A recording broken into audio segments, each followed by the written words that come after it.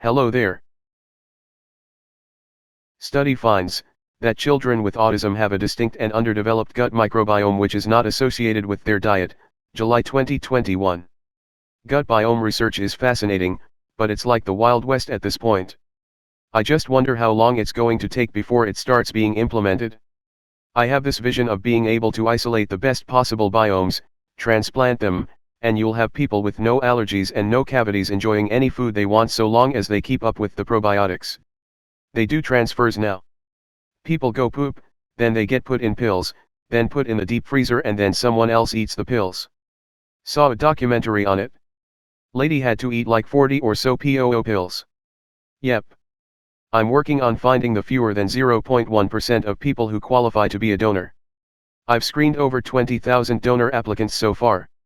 How do you look into being a possible donor? Should I not even consider looking into it unless my poops are regular or smooth? Is it not possible to culture a healthy microbiome outside of poop? Short answer, no. Different bacteria need different things for nutrients. It would require a highly complex culture with different nutrients added and it would be extremely costly. It's a lot simpler and cheaper to make pills or give it through a gastronasal tube.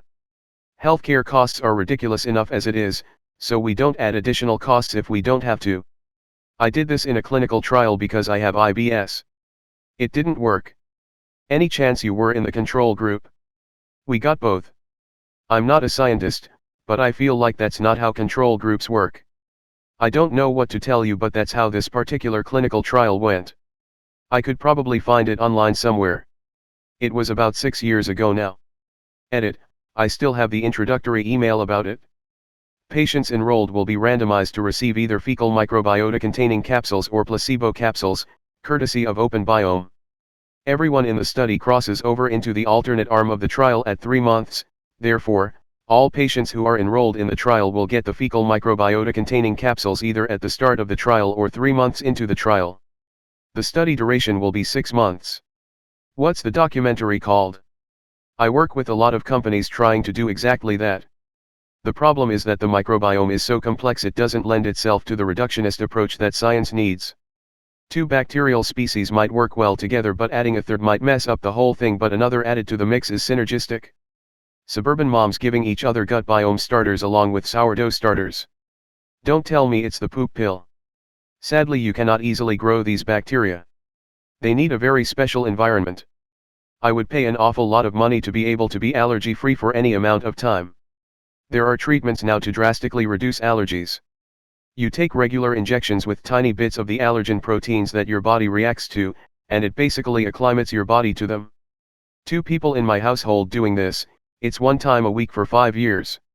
The papers said around 85% see improvement. I'm thinking about trying it myself. They are used for insect sting allergies, seasonal and household allergies, but they are not used for food allergies. It was pretty effective for me. I learned early on how to give myself the shots, 0 skill needed, and it was a minor inconvenience to keep the doses cold when I was traveling a lot. I inquired with an allergist about these for me, but they do not exist for soy apparently. Haha, it would finally be peanut butter jelly time. There are a lot of diets that target stuff like this already, but as Papan K. Sudani says, it's the wild west right now. It does seem like a gluten/dairy-free diet benefits autistic people though. I am having enough trouble with low carb. I will kill someone if they take away cheese. I've got issues with dairy, probably protein based. I eat/drink dairy, and 24 to 72 hours later my rheumatoid arthritis flares up, and I get butt ulcers/lesions. Looks like someone took a cheese grater to the area. I love dairy, farm boy in my childhood. I'm used to fresh milk from a Jersey. Scoop the cream off the top or shake it before you drink it, unhomogenized unpasteurized fresh milk. It sucks as much as you think it does. Sounds like your farts might hurt. If I don't lay off the dairy and keep eating it, feels like I'm passing shards of glass. Cheating once in a while isn't bad, especially if I keep it limited. A few aches and pains are worth a slice or 2 of pizza every couple months. Binging on dairy for 2 or 3 days. Pure unadulterated hell. Well, for those that already show a problem with casein, I should say, hold your horses there, Spice Girl. The spice really has to flow, okay. I've no doubt probiotics will be huge for the health industry. I really need them to figure this stuff out. Long before I ever heard about the gut-brain axis, I always said my anxiety emanates from my gut, like a constant, throbbing electrical pulse, and with IBS the worse my stomach feels, the more intense and unbearable the anxiety becomes. They've tried putting me on all kinds of medicines, most recently a course of tricyclic antidepressants, but nothing has worked. Wow, I am so glad there is someone else out there. I have said this for the last 10 years, my anxiety is my gut's fault, and people genuinely laugh at me. Smoking pot can be a short-term relief but can sometimes cause me more anxiety. I hope they find more info on this soon. The only reliable relief I've found is by taking kratom, but there are a number of caveats. 1. There's little to no extant research on kratom, let alone on the effects of long-term usage, so I have no idea what it might be costing me to take it. But 2, as with any drug, the more you take, the more tolerant you become to it, and it's not a terribly potent substance to begin with, so you end up taking quite a bit to maintain the same amount of pain relief. Nowadays, I stagger my doses by 3 to 4 days to keep my tolerance from going through the roof. I find weed exacerbates the anxiety but at the same time allows you to care about it and the pain less. It's sort of paradoxical. Be very careful with kratom. I've been addicted to it for 2 to 3 years at this point. It's not the most addictive thing in the world, but if you're an idiot with it like I was, it'll mess you up. Alas, I live in the one state that has specifically banned kratom, Indiana. That's weak. Ugh. I also found out when I moved back to California that I can't buy spore syringes for growing shrooms in CA specifically, and like 2 other states. Drug laws are so damn counterproductive, especially when based entirely on ignorance of the drug in question. See, I stay far away from kratom. I am a former heroin addict and that stuff makes me faint for heroin so bad. The withdrawals, the come up, it's all too familiar. I'm 10 years clean and I came very close to ending that the last time I tried kratom. As for the weed, I found it's very strain dependent. An indica with a good CBD ratio is perfect, but I don't live in a legal state anymore, so I can't trust what some couch dealer tells me it's going to be. I've always avoided opiates, and made a point to never cross that line, because I know exactly how prone I would be to total and utter addiction. The reason I know I'm anhedonic, and generally incapable of feeling joy or pleasure, is because of the one time I did feel joy and pleasure.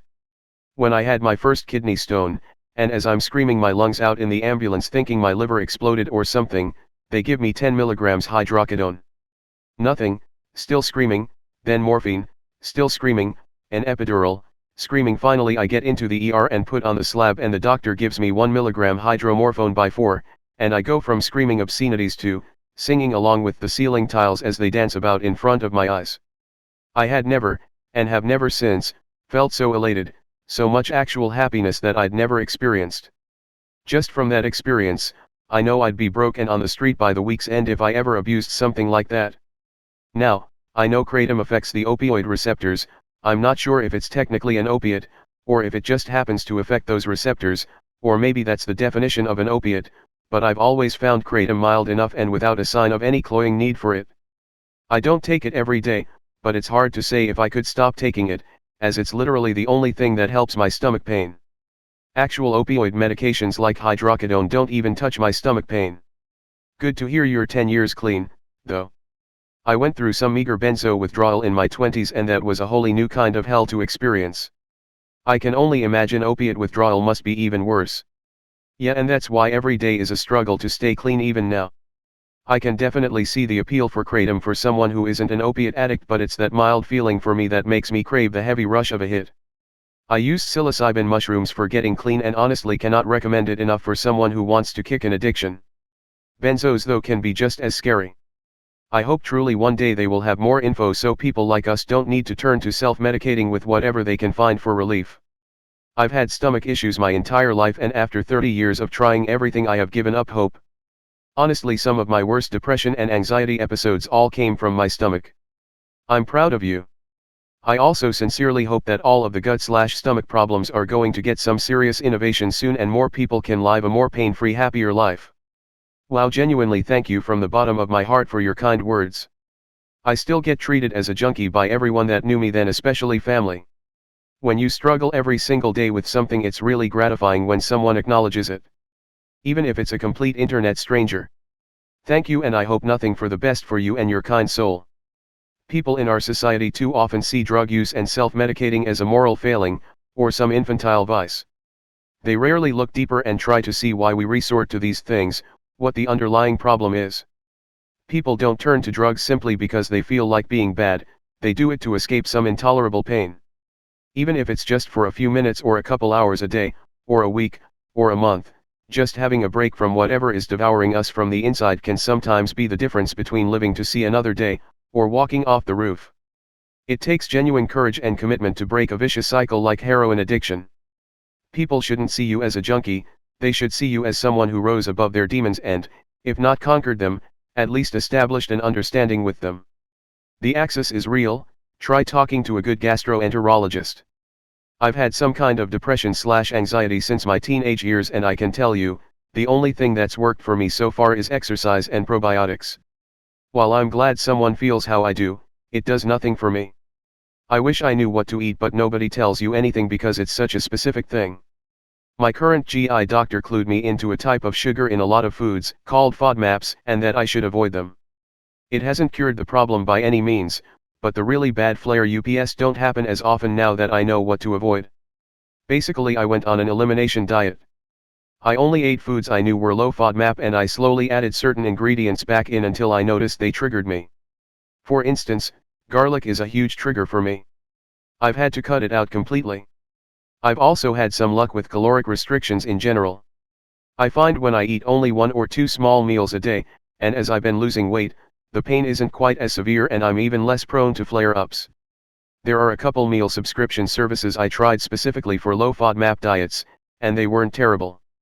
My only complaint was that the main ingredient in most meals was some kind of squash, and that's far from my favorite thing to eat. Also, during a flare-up, a single dose of dicyclamine has been very beneficial. It stops stomach cramping within about 10 minutes of taking it orally. Did eliminating gluten help? I listened to a book called Brain Maker which talked about how gliadin, a protein in wheat gluten, factored into gut permeability. I actually just found this rather old study which doesn't seem to have been refuted from what I could see, but is referenced in other studies and articles.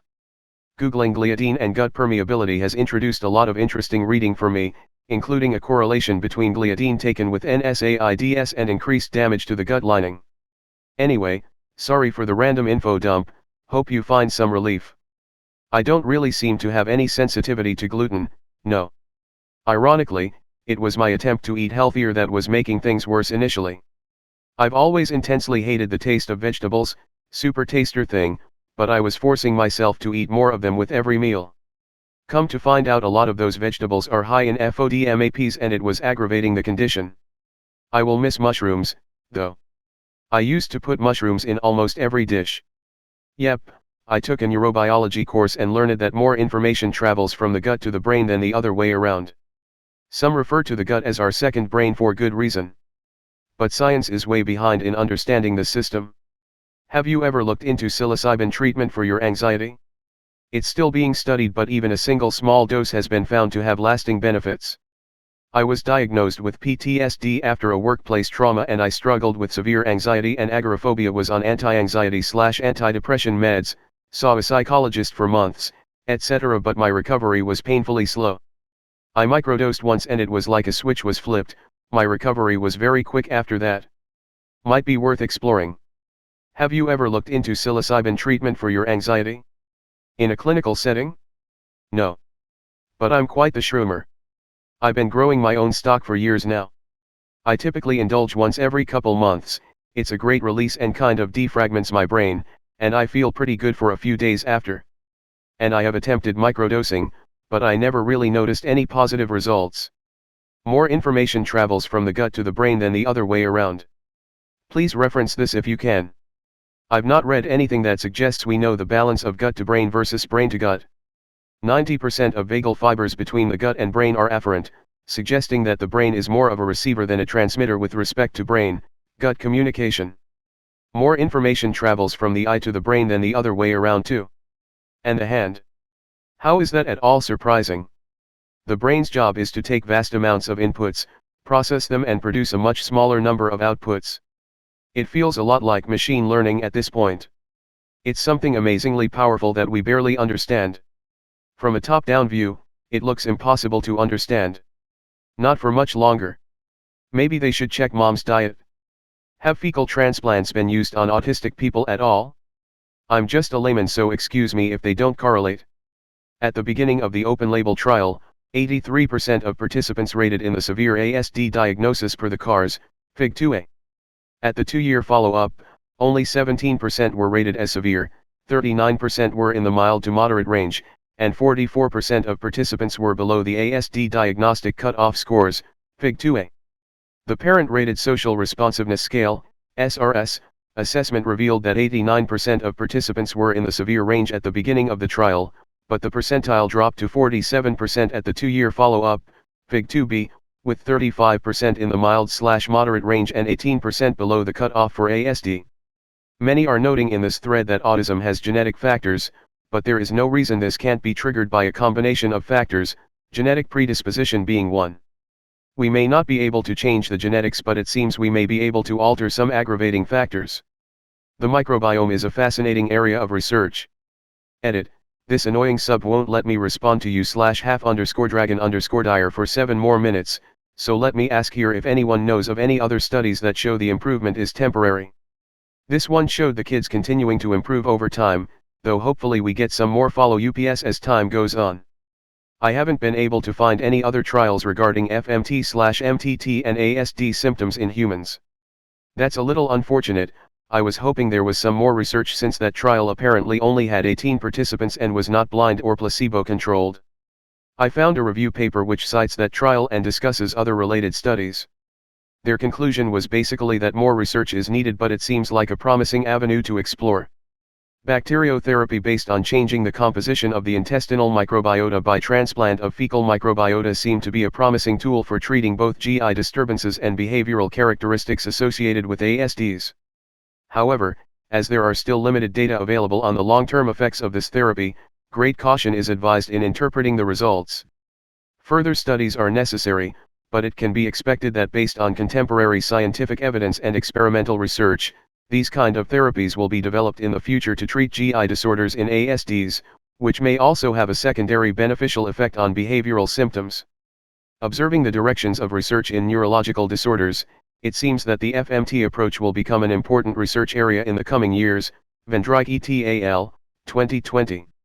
I also found a proposed 9-month clinical trial with 50 participants that would be double-blind and placebo-controlled, but it looks like it hasn't been updated since February 2020, due to COVID I would guess. That seems like it could be very useful. I also found an interesting study where FMT was performed from ASD children to mice. Here, we collected fecal samples from TD and ASD children, transplanted them into GF mice, and found that the fecal microbiome of ASD children can lead to ASD-like behaviors, different microbial community structures, and altered tryptophan and serotonin metabolism in GF mice. JBA, DW.K and RKB have pending/approved patents related to the use of FMT and/or probiotics for various conditions including autism, application number 14/403,425, approved and active, 15/290,798, pending. JBA, RKB, and DW.K have received research funding from Crestovo/Finch Therapeutics for FMT research. JBA, RKB, and JGC have received consulting fees from Crestovo. I know it's not a nail in the coffin, but anytime you see that plus a sample size so low, you have to assume it's hot garbage. This is prime publication bias target research. Yeah, I looked up the lead researcher. The dude is just a nut job. He is a vaccines cause autism believer. Not a MD or holding any bioscience degree at all. There's been a study or two that showed some improvement which went away over time. It's possible that the imbalanced gut flora causes autism, but the imbalance is caused by something in the gut making it inhospitable, so you keep having to reintroduce the good flora when they die out. Can you link these studies? The one I know of is the one of Dr. Adams where the kids kept improving after the FMT. I want that baby poop transplant all the scientists are talking about these days. PM me your address and I'll supply you with 2 poop diapers a day, 50% of which is from a baby. I'm working on it. So which came first? ASD or underdeveloped gut microbes? Which one causes the other? Or C, does some other factor cause both? Most likely C. Biology is complicated. Roundup exposure in pregnant women could increase risk of autism. It could affect the developing brain and definitely would affect the gut bacteria. One study showed how the increase in Roundup use correlated with the rise of autism, but then again using this logic, autism could also be correlated with the electronic music. Smiley face. I always knew dubstep was sinister. I believe NSAIDs are known to reduce biomass, cause leaky gut, and potentially affect certain good or harmful bugs in the gut. One in particular seems to promote the growth of potentially harmful little buggers like E. coli and Salmonella, etc. I also recently saw reference to a study showing pregnant mothers taking Tylenol while pregnant were more likely to have autistic children. Given that Tylenol is the main drug said to be safe for pregnancy, it's possible NSAIDs are to blame and not just Tylenol. But there you have it. Not a smoking gun, but likely a piece of the puzzle, assuming I'm not mistaken.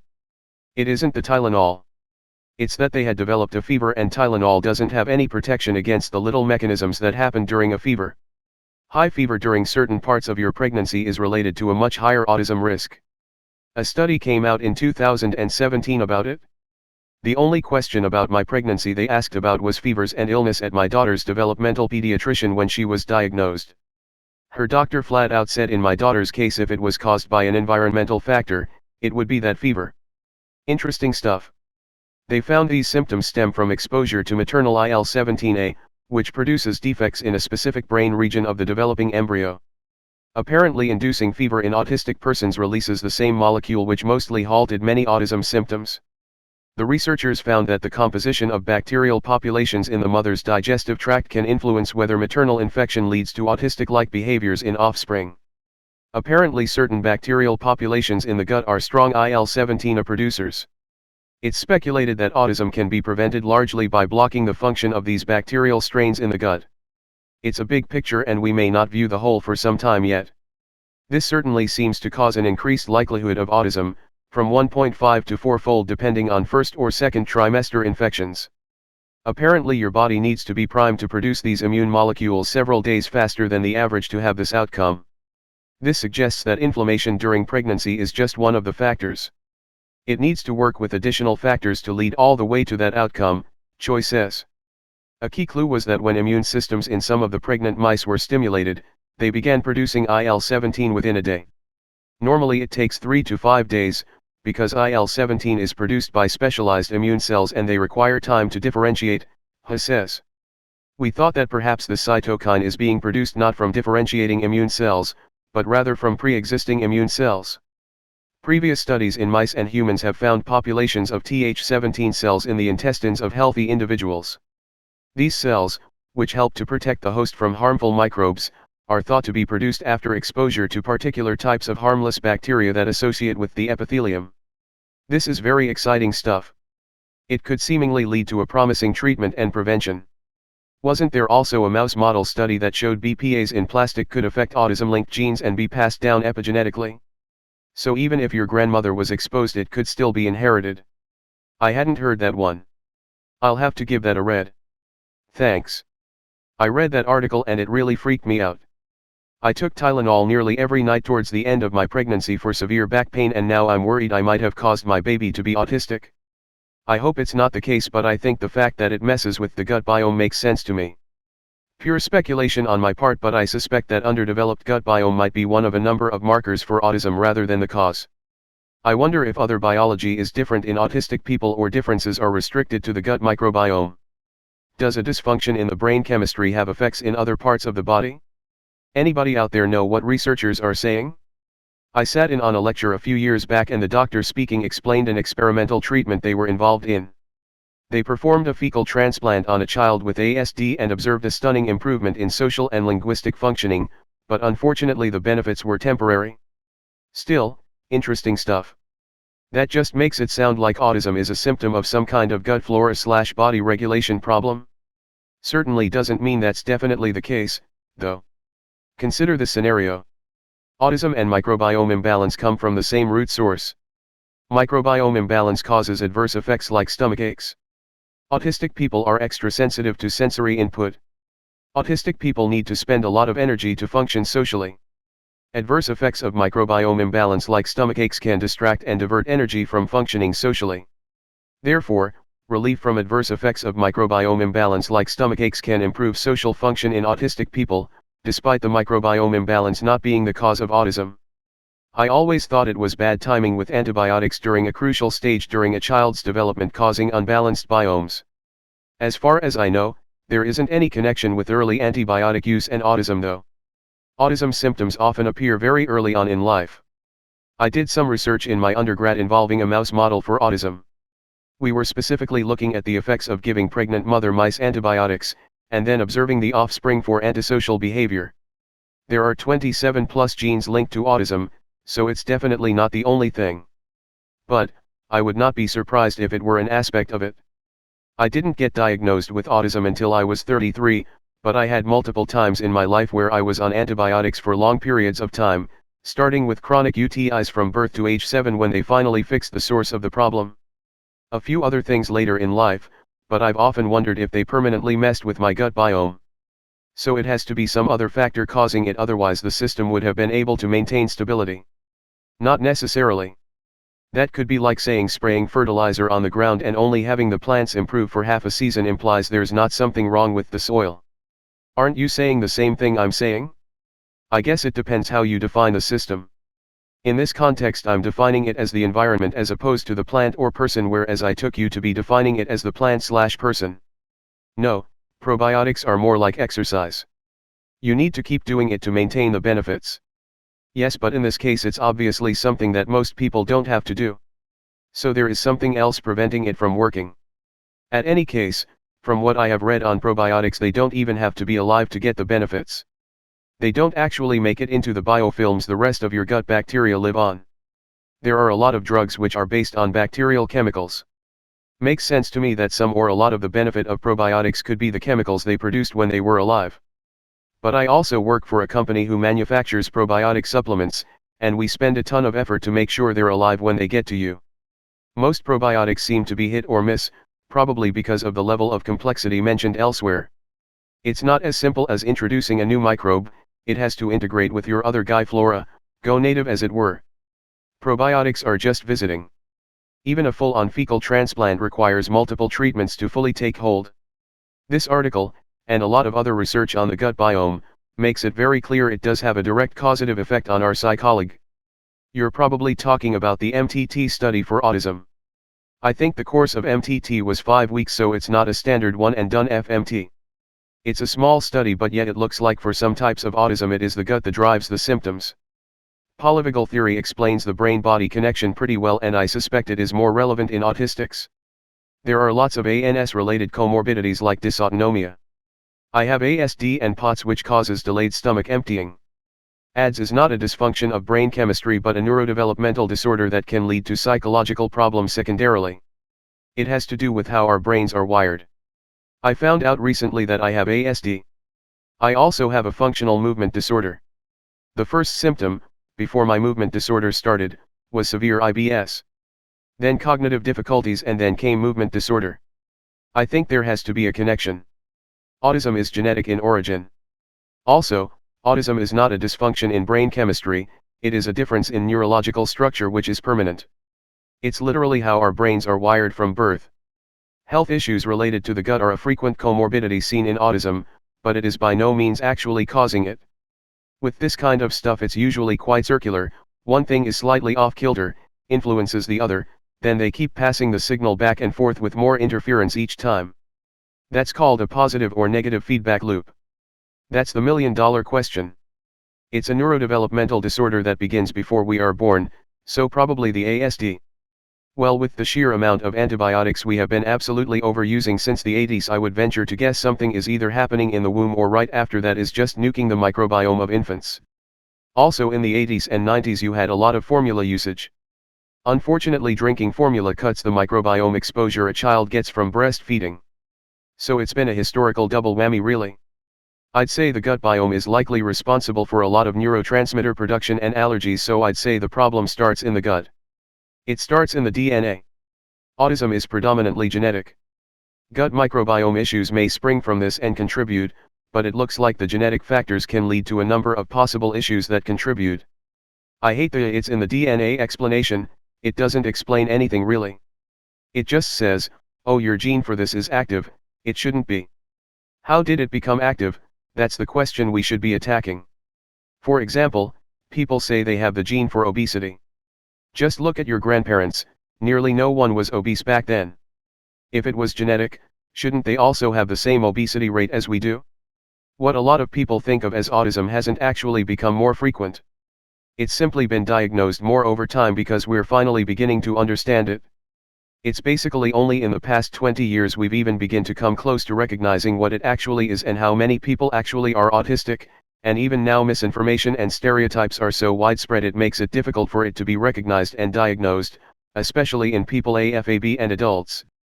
Well, looking at my grandparents, it wouldn't surprise me one iota if my grandmother turned out to have been on the spectrum. It would explain her bluntness, her literal-mindedness, her dietary preferences as a child. She was noticeably underweight, avoiding creamy and starchy textures in favor of raw vegetables she pilfered from her father's garden, the way she kept going on and on about certain subjects, and why at first she didn't pick up on my grandfather's interest in her. He was actually pretty miffed when she didn't flirt back. He thought she was playing games, but she was simply utterly oblivious to what he was trying to do. Bloody sad it's took this long. I believe 100% ADHD has the same cause, as do a ton of other diseases. A lot of autistic people are very picky unhealthy eaters due to sensory issues. I wonder if the study took into account a very poor diet. It does say which is not associated with their diet and all. I've seen speculation that the changes to the microbiome are due to changes in the gut lining that create an inhospitable environment to the normal microbiome.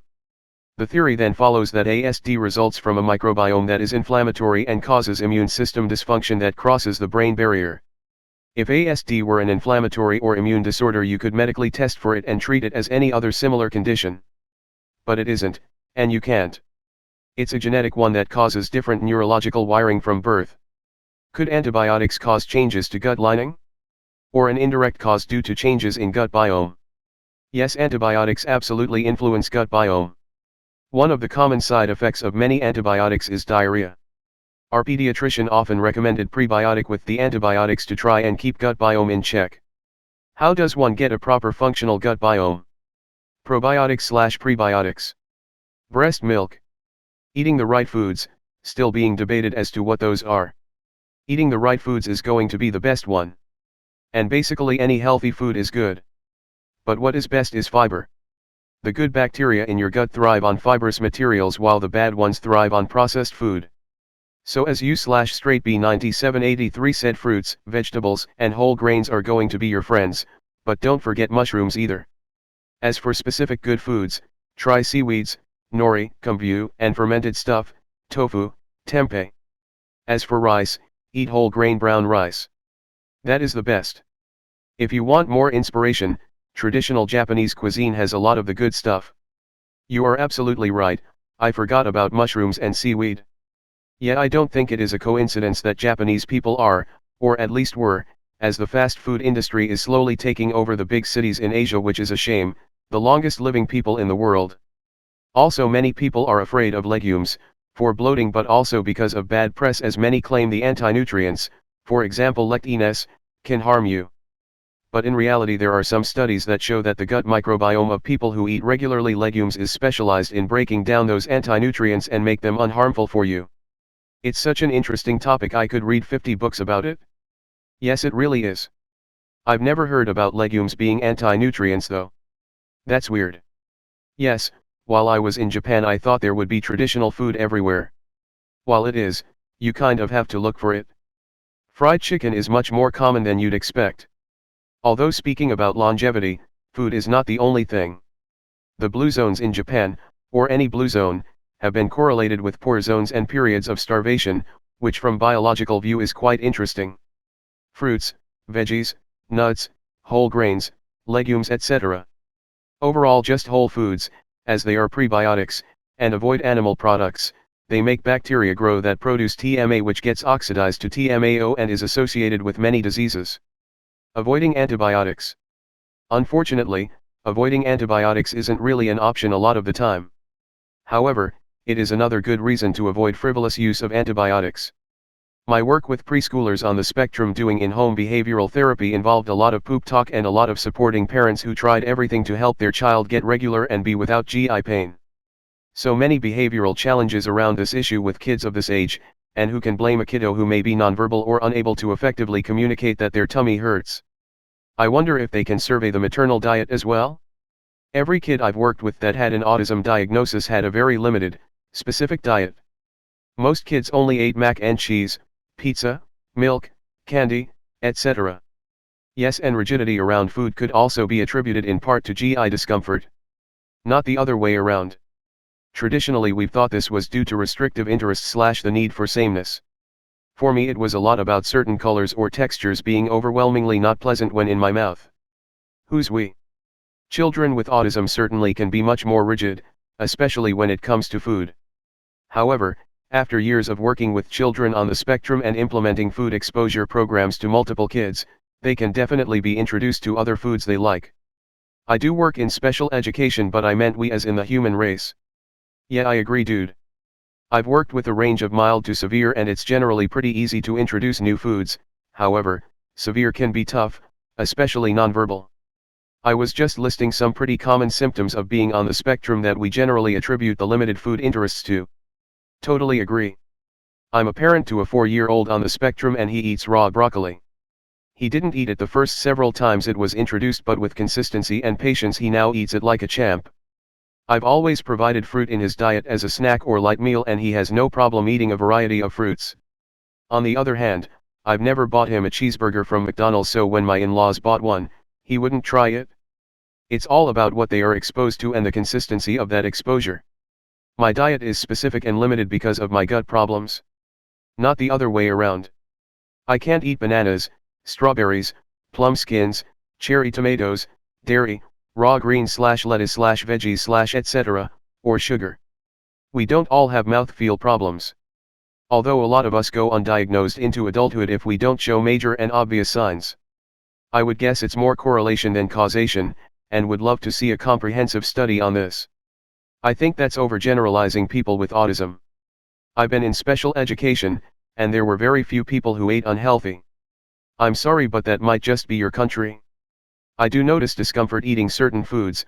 I try to avoid them. Coffee, pumpkin, dates, sweet potatoes, milk products, and eggplant are the specific things that my body dislikes. Don't think I'm that autistic, but my digestive system is always loud and active. That's because those foods are designed to be hyperpalatable and are extremely common. I'm so glad my son with autism doesn't fit that pattern. The only thing he won't eat is stovetop stuffing, which is probably best for him in the long run. And then there's those of us who'll eat almost anything, though in my case I can't handle chili and spice. This is like every 4-year-old's diet though. I suppose if their parents allow that. Edit, autism is not a mental illness, a lot of people don't understand that. Your chronic stress will frig up your guts. It makes sense. Lots of GABA receptors down there. Being autistic basically means being stressed and scared from the day you are born. Yes and no. The GI issues aren't always caused by stress. There is a significant overlap of people with autism and Crohn's disease and IBS, and although the symptoms are worsened by stress, they aren't the cause of its development. IBD is typically worsened or triggered by stress. So are most autoimmune diseases. Of course, not always. There is unfortunately a lot of overlap with all kinds of random things. And GI symptoms can in turn increase stress even further. Exactly. That was my immediate thought too. The amount of people who know nothing about autism making wild speculation as to its cause in the comments is mind-boggling, so it's good to see other people who know what they're talking about here. Sad you have to correct a misunderstanding as huge as that, though. I strongly recommend the book 10% Human if the study interests you. It blew my mind reading about bacteria and everything they impact in the body. I'm curious about any correlation between autism and cesarean births.